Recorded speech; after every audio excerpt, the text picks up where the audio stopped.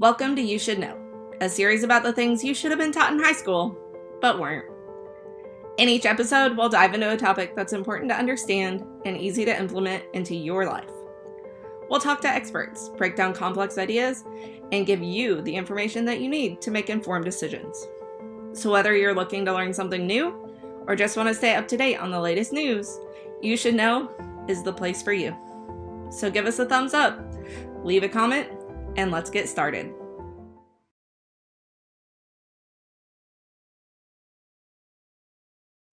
So we're going to get started this morning. I'm Danae Hicks with the Texas A&M AgriLife Extension Service.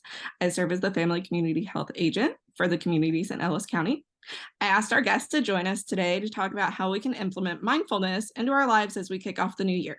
So I'll have her introduce herself and we'll get rolling. Awesome. My name is Miquela Smith, and I am an extension program specialist for health within the agency's disaster assessment and recovery unit. A little bit about me, I studied psychology and Spanish during undergraduate school, and then I went on to get a Master of Public Health degree from the University of New Mexico with a concentration in epidemiology. So I'm interested in mental health. I'm interested in public health just kind of generally.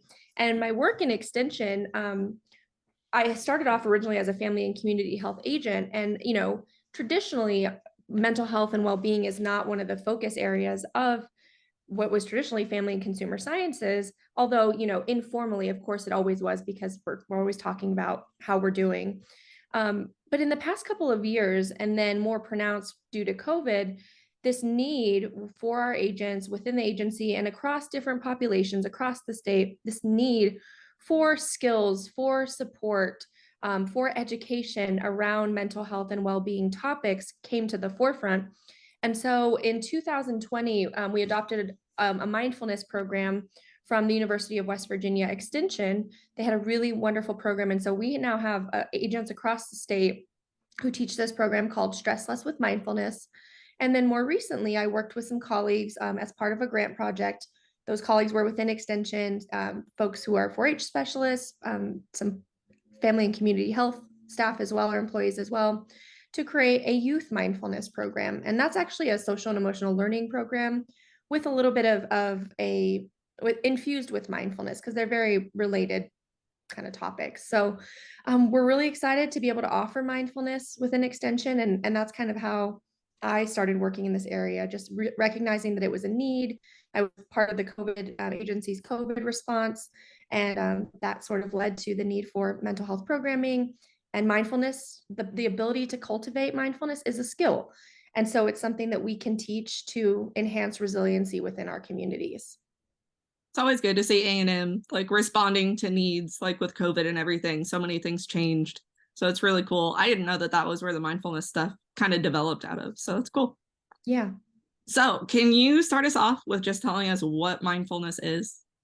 Yeah. So in its kind of simplest, most basic definition is that it's paying attention on purpose here and now in this present moment, non-judgmentally.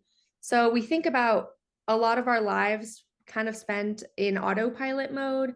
So I don't know if this has ever happened to you. Have you ever been driving on a highway and all of a sudden you've traveled 5 miles and you couldn't tell anybody else how many cars you passed, whether there were trees beside you, whether something was on the road, if you were asked those questions because you were just in this autopilot mode. Has that ever happened to you? Oh yeah, for sure.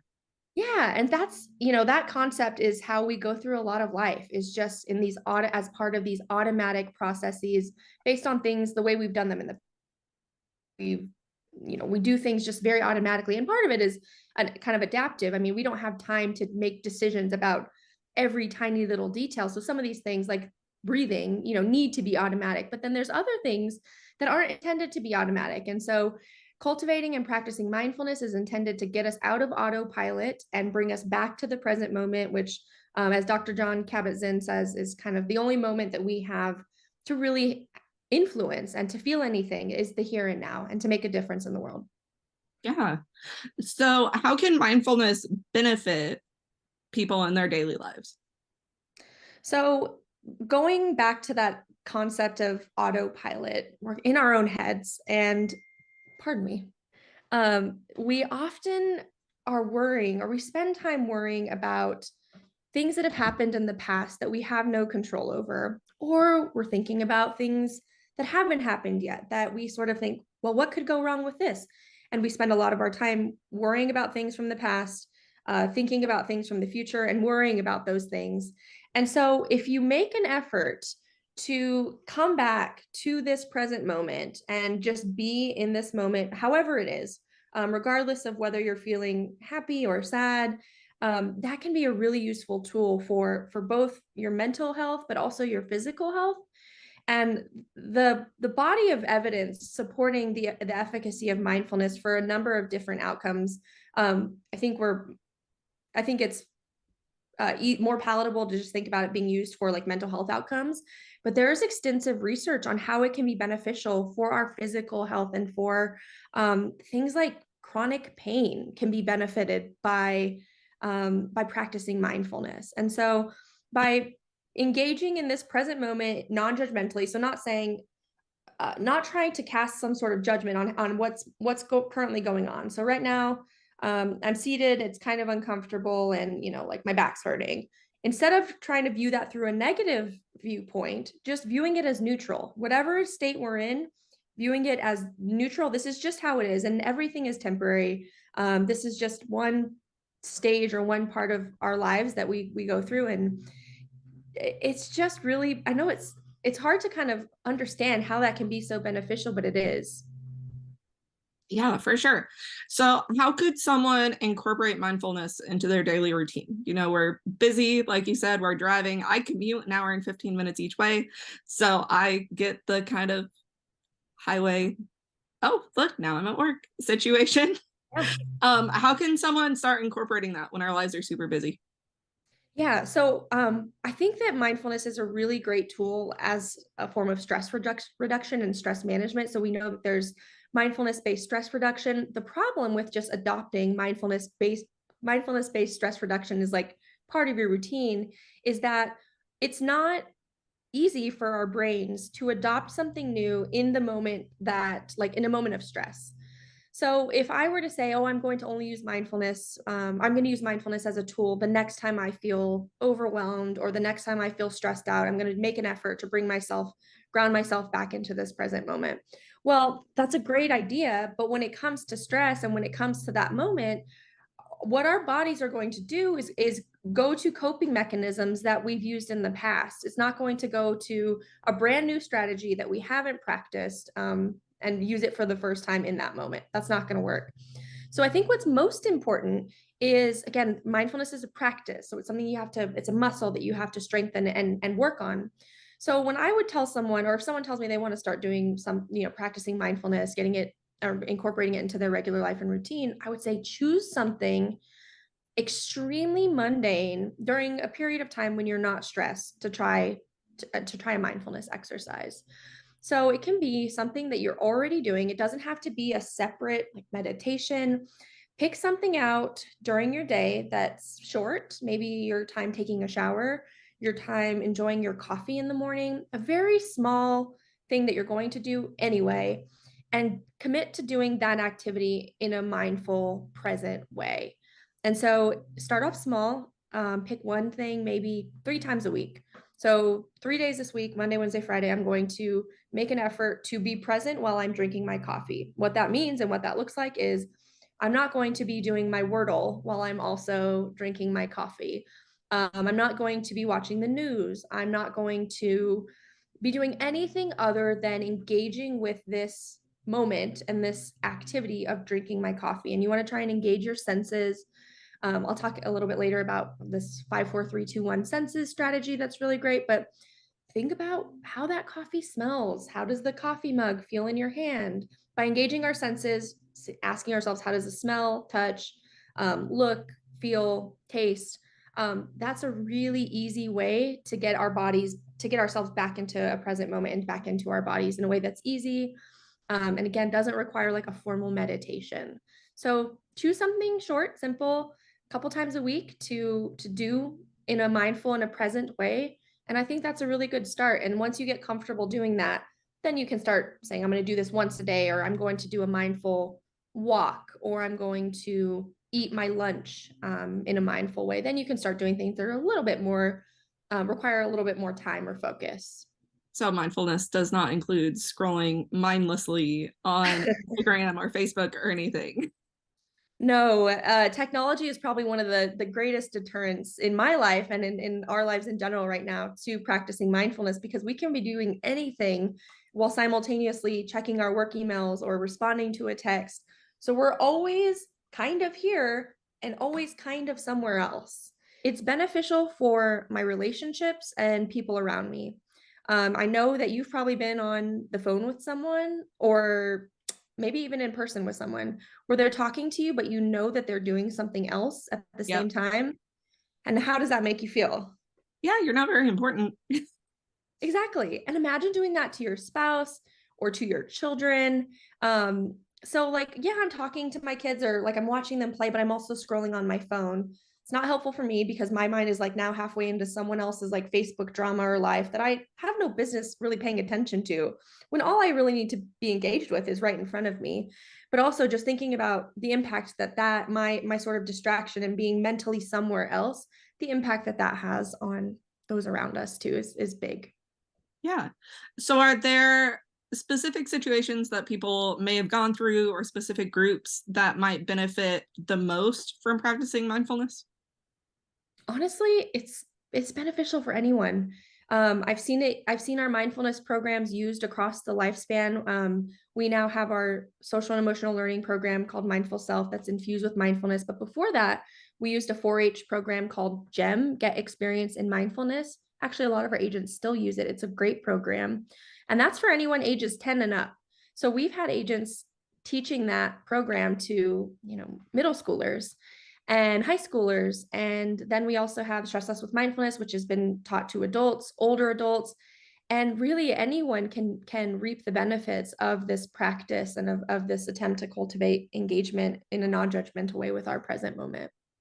Okay. So anyone, I don't think there's any limitation. I suppose if you find yourself as someone who is distracted a lot, or if you know that you are a multitasker, which means that you're always doing like something half here, something halfway there.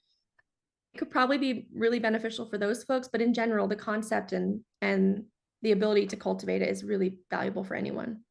Okay. What are some roadblocks that someone might encounter when they're starting to practice mindfulness? So I mentioned earlier that practicing mindfulness and cultivating mindfulness is a skill that is similar, and it's like exercising a muscle. In order to get good at it, we've got to practice, we've got to work it out in order to build that muscle.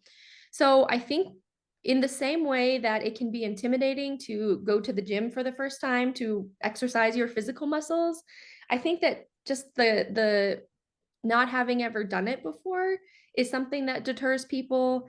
I also think that there's misconceptions about mindfulness. I think sometimes people still view it as like this, I don't know, woo woo, like I'm just going to sit around and like meditate in my flower garden or something. And so that misconception can lead to people thinking, oh, that's not for me. Like practicing this or doing this is not for me, or that's just like part of yoga and I don't do yoga. There's a lot of misconceptions.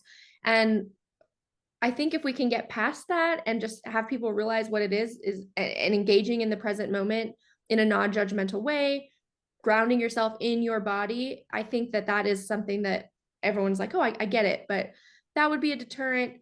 And then I think another misconception maybe is thinking that you have to be meditating to practice mindfulness or to cultivate mindfulness. That meditation is what is like how I'm going to suddenly engage my mindful self.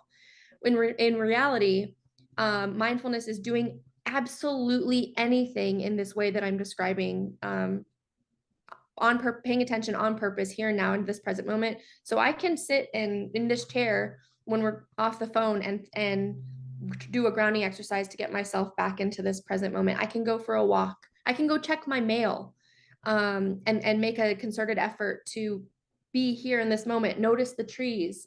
See if my neighbors are out and wave instead of looking at my phone, or just kind of mindlessly walking to the mailbox thinking about something about what I'm cooking for dinner. So really, I think not understanding how simple it is and how small you can start, I think those are big deterrents. But it's free, it's a proven, efficacious stress management tool. And so I think that if we can share that message that it's simple, it's easy, it doesn't cost anything, and it's you can do anything mindfully, and doing any like doing those mundane tasks, believe it or not, will then translate into to utilizing that in other scenarios when you're more stressed, and in general will just lead to a more satisfactory and fulfilling life. Yeah. So, can you share any success stories or an example? I know you said you have lots of agents across the state doing this. So, have you heard of any like really good success stories where mindfulness has really helped someone? Yeah, I always think about one of our agents. Her name is Wendy up in Wheeler County, and you can tag her in this. She's a mental health first aid instructor. She also teaches mindfulness programs regularly in her small, Texas Panhandle rural community. And she has taught several classes and different curriculum in the schools. And in one of her programs, what Wendy had her students make were these little glitter snow globes. And again, so there's not like one thing that's like, I'm doing this to be mindful. It's like there's all these different ways that we can bring ourselves back. So what she did was she created these globes, these glitter globes, the students did. So basically they got these little jars, canning jars essentially, glued some like little stuff in there. And there's a methodology that you can probably find on the internet to create them and put glitter in them. And then you glue them shut. So they're these little snow globes that are really easy to make. And essentially, what you teach the students is that when they're feeling overwhelmed or when they're feeling, like they just need a moment because they're overwhelmed or stressed, they can shake up their snow globe and set it down, and then all they focus on and watch are the little glitter pieces falling down below. So again, their focus and their concentration is on something right here in front of them that they can see, hear, touch, um, and smell. And they're watching these little pieces and fall. And by the end of it, that's like a 2-minute meditation. It ends up being not a meditation, but a 2-minute grounding exercise. And her teachers have said, I've noticed that this activity has been great for my students. And also after you taught this, like my students have said, I've seen them at their desk when they're feeling overwhelmed, like doing a breathing exercise. And so I think again, it's something that can be used for anybody, but to hear students using those skills that they've learned from one of our agents, from one of our programs is really cool. And to know that, it's benefiting them both emotionally and personally, but also it's benefiting the classroom. I think that's a story that always sticks with me. Yeah. And I think it's really cool. I come with a background of lots of time in schools, teaching assisting and things like that. And ways we can get kids to calm down that are quiet and non-distractive to other kids is always great. Yeah. So that's really cool to know that that's getting implemented in those classrooms. It's great. So, what advice do you have for someone wanting to start practicing mindfulness, but they just don't know where to begin? A great question. So I think pick again what I said earlier, just pick one mundane activity 2 or 3 times a week to say I'm going and pick something you're already going to do. So I drink my coffee first thing, when I get up, instead of doing what I normally do, which is my Wordle, and thinking about when I need to pack or whatever for my kids' lunch. Instead of doing that, I'm going to dedicate that time to being present with my coffee and engaging my 5 senses in that activity. So the grounding activity that I was talking about, the 5, 4, 3, 2, 1, which can be used in any scenario, in any moment in your life, whether you're feeling overwhelmed or not, just to kind of ground yourself in a moment, is you think about you look for 5 things in where you are that you can see. So we're engaging our sight. What are 5 things? And it can be the window, it can be something on your desk. Just literally anything in your environment to get you, engaged with this space that you're in. And then you're going to do 4 things that you can touch. So you can touch your sweater, you can touch the surface of the table, you can touch, I would perhaps, if I were doing it with my coffee, touch my mug and the ridges on the mug that I like to use. Maybe I'd even touch the coffee itself to see the temperature. And then 3 things that you can hear. So you would just take a moment in your environment and try and pay attention on purpose to these sounds that maybe you didn't notice. I don't know if you can hear, there's actually someone mowing a lawn outside of here. So that's I've been paying attention to the most. But then after that, I started to hear the faint sound of a fan in the room. And then maybe you might hear someone, if you're in a room with other people, a sound of a tapping pen, something that you wouldn't have otherwise noticed. Then you're going to do two things that you can smell. It can be, again, if I'm engaged with my coffee, I would try and, ask myself, what does this coffee smell like? But if I'm not drinking coffee, you can find anything else. I have some gum right here in my office. Like, find two things in your space to engage that sense. And then lastly, you can either do one thing that you can taste at the moment. So if I was doing my coffee, I would taste it and kind of just take a moment to, one, notice how it feels in my mouth, temperature wise, texture. How does it taste? Is it sweet? Is it salty? If you don't have anything around you that you can taste, you can also ask yourself, what is one thing that I'm feeling right now? What is an emotion? Am I feeling nervous? Am I feeling calm? Am I feeling stiff? Are my joints feeling relaxed? And so doing that, the 5, 4, 3, 2, 1 exercise, really simple, does not require you to come up with your own exercise. And you can start doing that as you're doing any activity during your day. So just pick a number of times per week, and a scenario when you can engage that. And I think that's a great place to start. Yeah.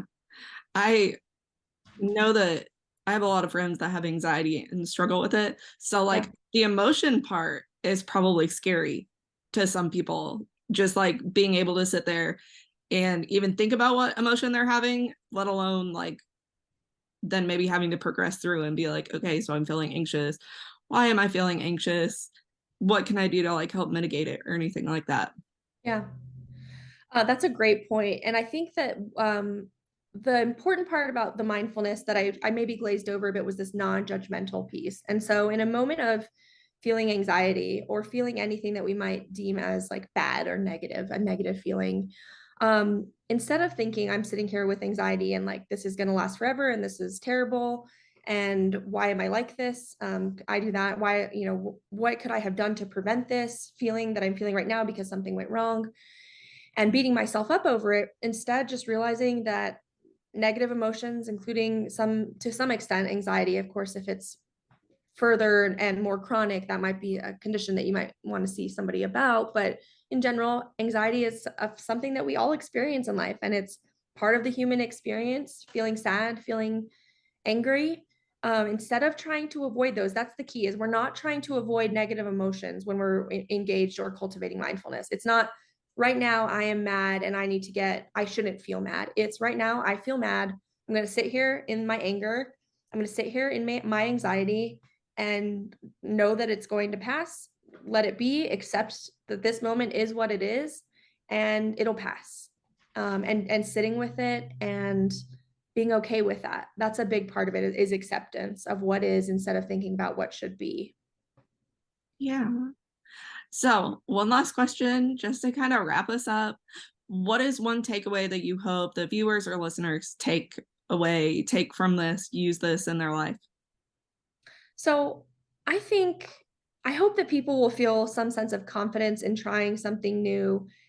This is one tool in a toolkit. Practicing and cultivating mindfulness is a great, easy, and affordable tool, but there are other strategies for managing stress, and for finding fulfillment in life. But add this to your toolbox. It doesn't have to be your only go-to strategy. It doesn't have to be something that you're doing all the time, unless you're comfortable doing it. If it's new to you, just add this to your toolbox. Start off small, because again, I would encourage anyone who's kind of a little bit intrigued, who's listening right now, go online and look at the research, read the research and the studies that have been done that, again, report on improvements in like cardiovascular disease and in chronic pain and in just chronic disease management. And then, and also, of course, additionally, like the mental health outcomes as well. And read about it and see, like, what did they find? How beneficial is this? Because once you read the evidence, which is compelling, it's kind of hard not to get on board. And it's small. And I just want to encourage people to add this to their toolbox to, at whatever extent they're comfortable at this time. If it's small, great. If I'm just going to drink my coffee mindfully once a week, I'm good with that, no problem. But if it's something that, I notice I feel more relaxed after doing that, maybe I'm going to start doing it more. And I think, as an extension educator, that one of the hardest things or one of the things that sometimes is a barrier to people implementing a new behavior in their life is they try and take on too much all at once. It's like, I need to suddenly be this person who's mindful all the time. Hey, I talk about this and teach this, and I have to sometimes catch myself like spacing out and think, okay, I need to ground myself in this moment. So we're all just kind of along this ride together, and there is no like end of cultivating mindfulness. It's something that it's a process. Yeah, thanks for that. And thank you for joining us today. I know your schedule is real busy, and I was glad I could hop on with you for a little bit and talk about mindfulness. Thank you. Thank you for having me. I have tons of other ideas. I know you mentioned in your email that, if we can have another chat sometime, I'd love to do that. And thank you for inviting me to talk to you. Always. You're always welcome back. Cool. This has been You Should Know. Don't forget to leave us a thumbs up and a comment about what you learned today. We're so glad you stopped by. And as always, if you'd like to reach out to us, email us at youshouldknowwithdanae@gmail.com. We'll see you next time.